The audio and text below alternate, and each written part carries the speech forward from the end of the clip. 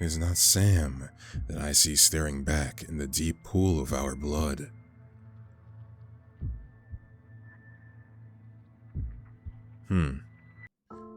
Good evening. This is the Lion of Legend, and tonight we're getting into the game called It Paints Me, which is a short-ish visual novel horror game about pain and art. Alright, let's go ahead and get started. Every night, I find myself alone in the studio, curtains drawn tight, my neat row of paints, palettes and brushes in the same place, on the drawer by the easel. The canvas upon it sits, as always, unfinished. Marie's half-painted face frozen in an empty song.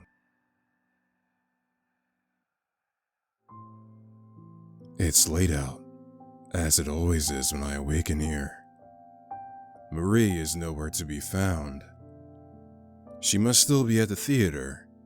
Even when the curtains fall and the stage lights dim, the night is forever young to its star sopranos. I would always wait outside her dressing room, roses in hand, scores of other bright-eyed admirers spilling through the halls, though she alone was mine, and I was hers. It's cold, bitterly cold tonight, but still I draw the curtains and open the windows wide. There's a stench in the room, deep and damp and sickly sweet, that I can't seem to ever be rid of. Besides that, the fumes from the linseed oil make my head spin.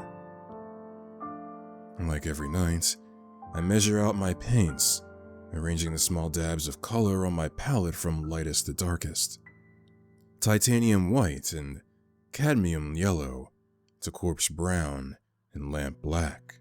I wet my brush with oil and gently start mixing the pigments.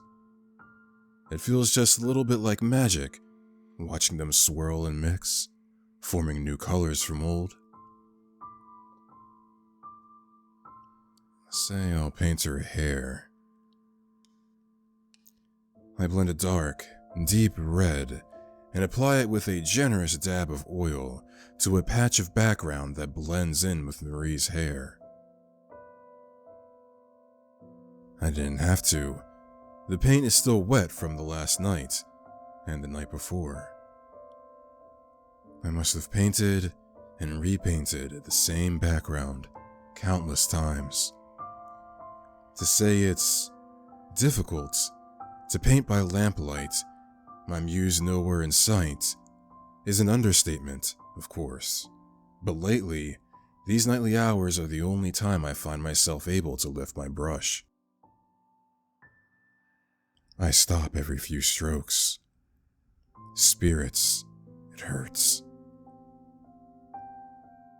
I had joked that the pain that forced me away from the tailor shop meant I could finally return to my paintings. At the very least, I was never good at any humor. Marie had sensed my worries, consoled me, sweetly, in her voice that could charm stone to life. "Oh, Sam, don't worry. I have roles lined up for months. Go ahead and paint. We can still live comfortably." It hurt. A small part of it did, beyond the physical, beyond the ailments, to seek her permission. To be unable to care for my darling the way I had when we were young, brimming with talent, but crushingly unknown. Well, she had been. I was, and still am, nothing. But perhaps, finally, it would now be my turn to bring my vision to the world. If only it didn't hurt so damned much. Time passes, and I still don't manage more than a few strokes, a small patch of dark over an already wet canvas. Or perhaps time hasn't passed at all. The broken clock on the wall would suggest as much. Perhaps the seconds have lain still, the world outside unchanging, and I, the only thing that moves. Have I moved? Is repeating the same brushstrokes like a clockwork doll movement? I shiver and sigh. Perhaps sleep would be a better endeavor. Perhaps the next night will meet more success. I stand, setting aside my paints and palettes, and slowly move to shut the windows. I stop. There, out in the garden, barely lit by a street lamp, stands a figure that can only be Marie. She bids goodbye to another figure, tall and broad-shouldered, and then she laughs. A beautiful laugh, a heartfelt laugh, and embraces him before he makes his reluctant exit when a carriage stopped by the gate. For a moment, I don't know what to think. A friend, a co-star, perhaps that amiable tenor she mentioned every now and then. I didn't see his face, but Marie's social circle had always eclipsed my own. It must be, but why would he come to our home? Why would she laugh that way? In the garden, in the midst of walking to the front door, humming to herself, Marie suddenly looks up. For a moment, her eyes go wide, and she blinks as if shaking herself from a daze. I instinctively step back from the windows. Perhaps it's guilt that makes me do so. Marie is finally home, and oh, I have missed her so. How could the first thing I think upon seeing my darling be the worst thoughts my mind could conjure? For the first time in many, many nights, I feel just well enough to leave the studio. I'll prepare Marie a pot of her favorite chamomile tea. I'll listen as she tells me of the nights, the theater, the thousand small anecdotes she never runs out of, and maybe, just maybe, ask her again to sit for a portrait for me, like she used to. The house feels larger than it used to. Perhaps I was shut in the studio too long. Still, how could I so quickly become a stranger to my own home? The memories are fuzzy. The years blur together like a wash of oil colors. My mother and I, carrying our sparse luggage, stepping inside for the first time. My stepfather, laughing, his elbows on the breakfast table, chattering over something he'd read in the paper. Then, silent hallways and empty rooms. And then myself, welcoming my new bride to these solitary halls, hanging our newly taken portraits above the mantel. The walls are barren now. I feel the walls in the dark, leaving stickly trails of paint behind, tracing the places where I used to hang. Let's save here, just in case. We'll choose the paintings. The paintings I'd framed. The seaside landscape I painted on our honeymoon. The watercolor sketch of Marie that couldn't help to capture the sheen of her hair. The still life of the roses in a cracked vase. Oh, how my darling loves roses. Gone. Cleared away. The naked walls stare blankly at me. Confused, but with nowhere else to go, I continue through the house. As I walk, I pass the furniture my stepfather left me. The shelves and tables that always seemed so large and grand as a boy, now missing or mantled in thick white linen. They remind me of corpses on a hospital table, lying dead still, covered in sheets. Marie? I try to call out, but phlegm blocks my throat.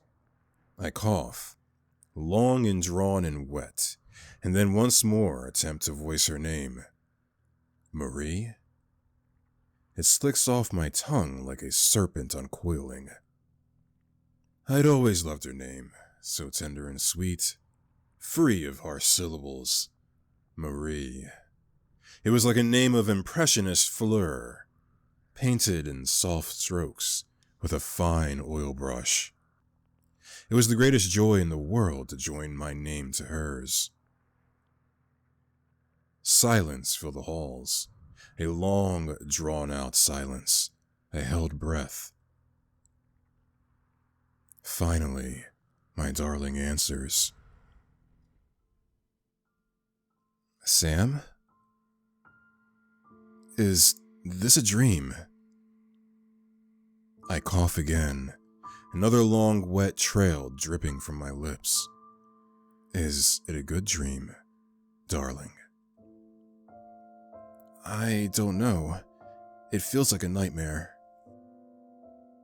An awful, wretched nightmare.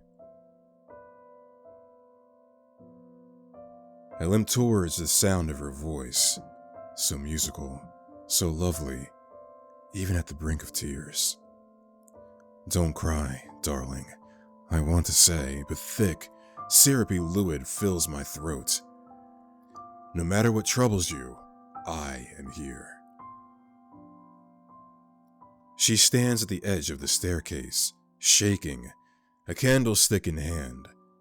The steps are sticky and wet. I inch carefully, practically at a crawl, not to slip. My darling lifts the candle as I approach. In the dark of the house, its flickering flame almost blinds me. I don't see the expression on her face as she screams.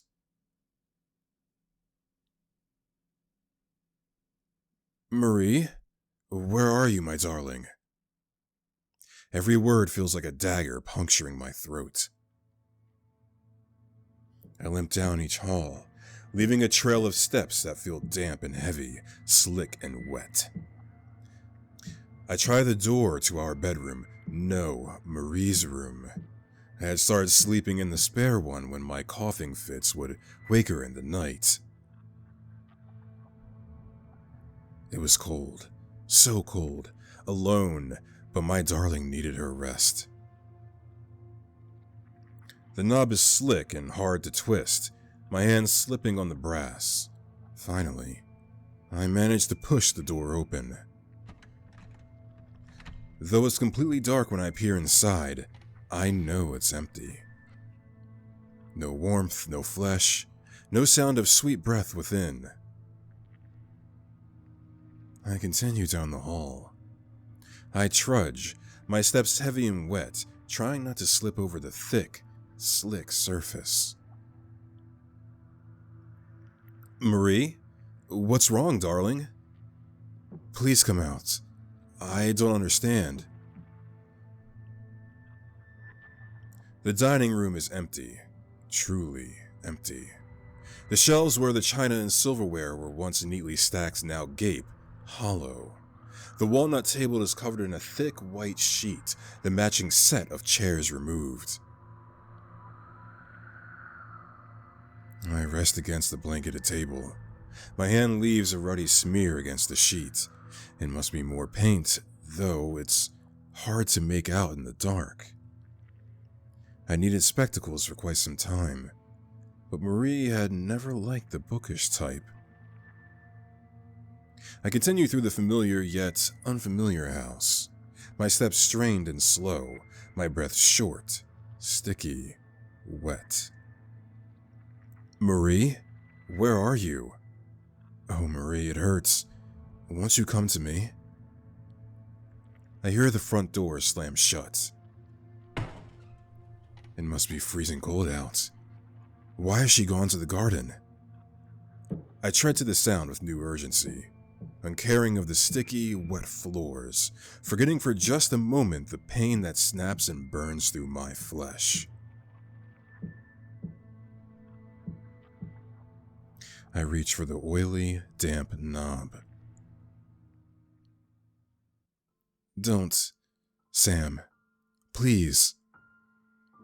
Her voice rings from behind the door. I don't understand, darling. Have I done something to upset you? Her sobs echo loudly. I never thought an ugly sound could come from my darling's lips, but her words. I love you, Sam. I always will. But I can't bear to see you like this. Please, I beg of you, return to where you came. You can't be here. I've moved on now. What? Return where? Dearest, you aren't making sense. Moved on? I'm your husband, Marie. What on earth is there to move on from? Please remember, Sam. You were ill. You were ill for a long time. A long, long time. You never recovered. I know that I'm unwell, Marie, but you said we would still... Are you leaving me? Because I can't care for you anymore. Is that why? You left me. You're dead, Sam. You've been dead for more than a year. If this is a joke, darling, it's a cruel one. Do you want me dead? Is that it? Am I better off dead to you? My darling does nothing but sob behind the door. How quickly I regret my words. Oh, if only I could see her face. Look into her eyes, reassure her and see that she loves me still. I twist the knob with slick, oily hands. No, don't come out, please. On the other end, with a sharp gasp, my darling grasps the knob closed, pushing the weight of her small frame against the weathered wood. Don't come out! Okay, so this could be where we're going to see some endings. So we're going to force the door open. No, not until you tell me what's going on. Are you leaving me, darling? After everything, I need you. I need you. My darling utters a sharp cry as the hinges groan against the frame, loosening her grip as she stumbles back onto the cobblestone path. I instantly forget her sharp words as I limp towards her side. Marie, are you alright? I'm so sorry. Stop it, Sam. I'll keep you alive. Every time I sing, I'll sing for you. I'll keep you in my song, in my art. Oh, but it hurts. Her shrill voice grates against the ooze spilling forth from my ears. It hurts. It hurts. My head rings. My chest is a hollow cavity, slippery and wet, flowing with hot, sickly fluid. I cough and spew more syrupy, warm liquid from my lips. Your art? Your art? It was always about you. Your fame. Your voice. Your needs, your wants, your desires. You were a work of art, of course. But did you ever think about me? Did you ever think about poor Sam dying alone in a cold white room? Poor Sam, who couldn't even hold a brush in his hands at the end. Poor Sam, left to rot into nothing. A year was all it took to forget me? I am shaking her, leaving smears of dark, muddy paint over her pale shoulders. The next moment, she breaks from me, running blindly into the street.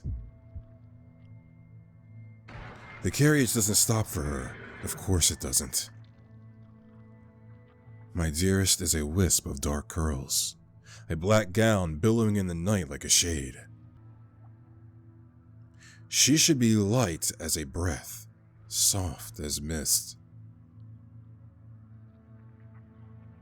But the song that comes is the scream of her breaking bones, her ripping flesh, the breath that leaves her lungs. Ah, but every sound my darling makes is beautiful.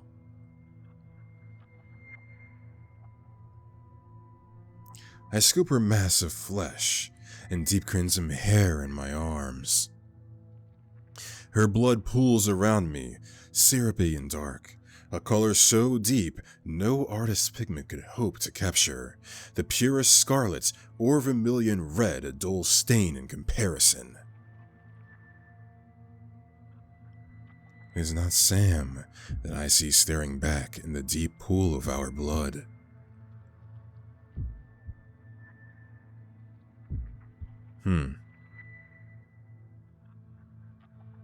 Well, that's spooky.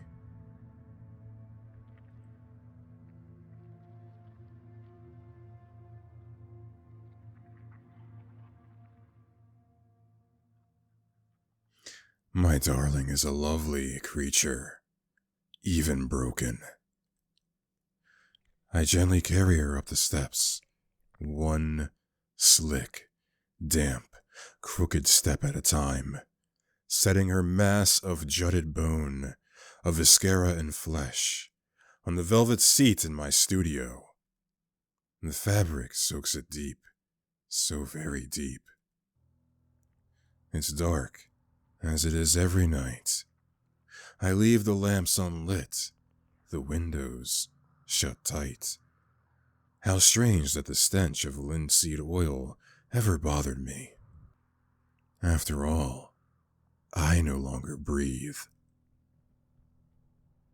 My darling sits still, ever so still, not a breath escaping her broken flesh. What a lovely model. Oh, what a wonderful thing. Icon of agony. All the more beautiful now that it surely hurts to sing. Oh, it is agony to hold a brush. It always is. But I can bear it. After all, who can truly create without pain?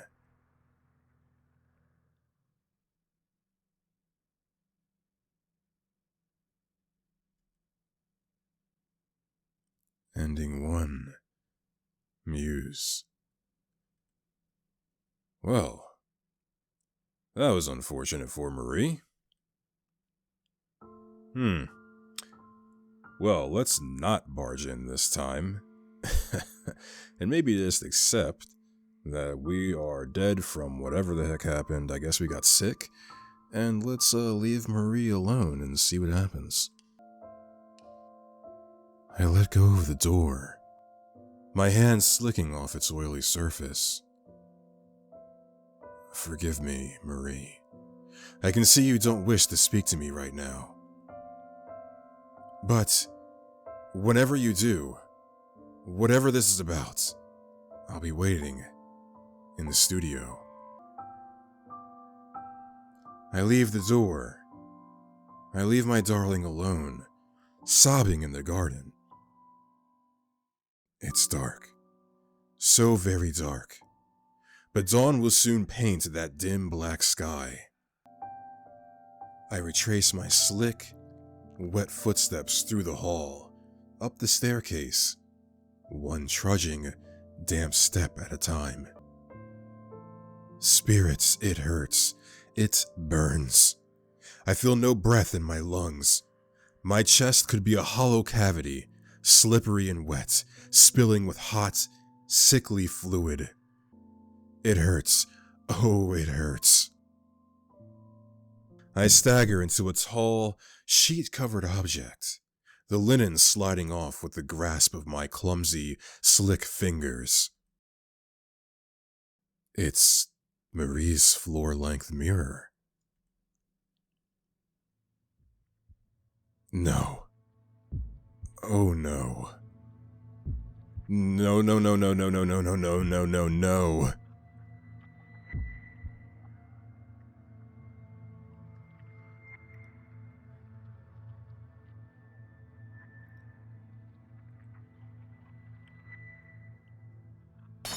Oof.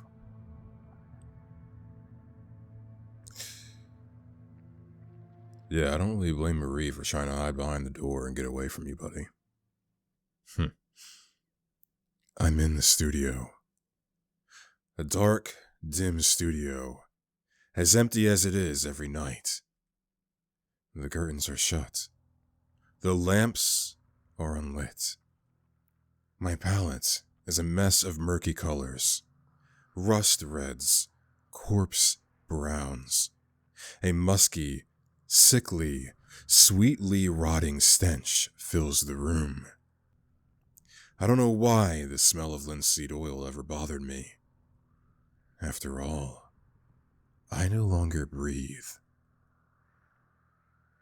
The handle of the door turns behind me. Slowly, it creaks open, and a figure steps inside.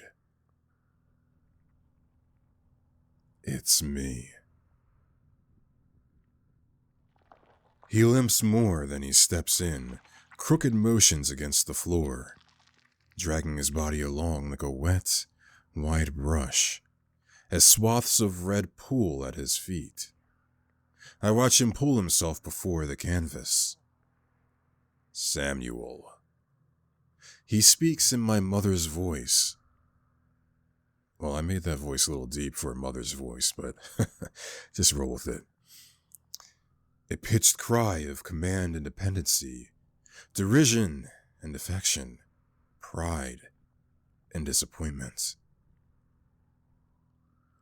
Give up your suffering. Give up this. Come into the earth with me. My hands are too slick to hold my brush. I stab it into my flesh and fix it between my bones, then dip the bristles into his blood. Sammy. He speaks in my stepfather's voice, wistful, choking back tears, the same cadence of his goodbye as he hugged me against his uniform, the dog tags cold around his neck. I thought I was going to do the mother's voice this time. Don't suffer anymore, Sam. Forget your pain. You are nothing already. Come into the void with us. My brush is drying. I plunge it into his chest, wet it with his oily breath. Sam. He speaks with my voice, hoarse and raspy and tired, so very, very tired. This won't make you worthy of love. Not the world's, not Marie's, not your friends or peers or critics. Come back to our grave. End our suffering. You know I don't do this for love. I clean my brush with the paint thinner, knocking over the jar as it spills across the drawer and onto the wet, soaking floor. I dry the bristles on my worn, rotting shirt, then soak it in the thick, white mucus of his tears. My words are only partially true, just as his words are not fully wrong. Neither my rotting corpse nor the memory of what once was Sam will gain a thing from this toil. I paint the hours away, or perhaps take no time at all. The clock on the wall never turns its hands. suggesting that the world lies still, the seconds never pass, and I am the only thing that moves within it. It hurts. Oh, it hurts. Heavy, syrupy tears flood my vision, fill my throat, my chest, choking me. Every movement of my hands leave cracks in what's left on my brittle bones. He stares at me all the while, silent, still, like a mirror. If I loved him, I would stop. I would crawl to my grave like he wishes. But I love this more than I love myself. I birth him from within me. As I create, so too am I born. And he and I are beautiful.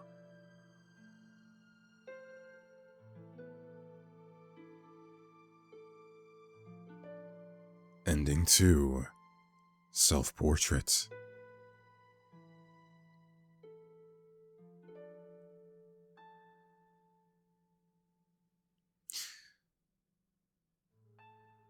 Wow.